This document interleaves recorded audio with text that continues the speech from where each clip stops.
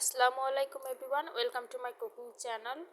আজকে তোমাদের সাথে শেয়ার করব মাত্র 5টি আলু আর 2টি ডিম দিয়ে সন্ধ্যার মজাদার রেসিপি। তো এর জন্য 5টা আলু সিদ্ধ করে নিতে হবে এবং 2টি ডিম সিদ্ধ করে নিতে হবে।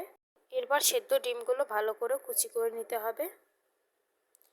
এরপরে আলুগুলো ঠিক ডিমের মতোই ছোট ছোট করে টুকরো টুকরো করে কেটে নিতে হবে।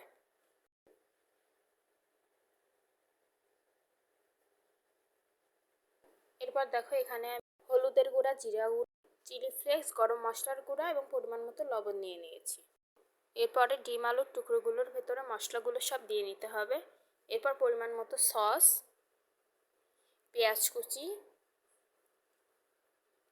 দিয়ে ভালো করে মাখাতে হবে। এর সাথে মরিচ কুচিও অ্যাড করতে হবে। ভালো করে মাখিয়ে নিতে হবে।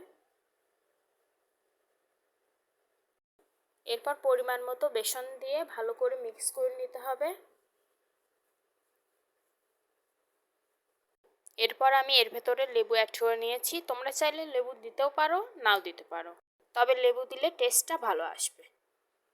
এরপর সব কিছুতে ভালো করে মিক্স করে নিতে হবে। এরপর কড়াইয়ে তেল দিয়ে ভালো করে ভেজে নিতে হবে। এগুলো আমি গোল গোল করে দিয়ে দিচ্ছি। ভালো করে ভেজে নিতে হবে।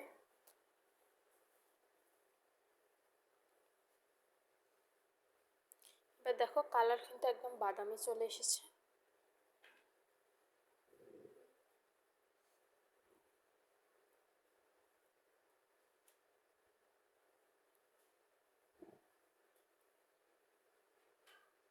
প্রপার যখন বাদামি কালার আসবে তখন কিন্তু আমি তুলে নিয়েছি।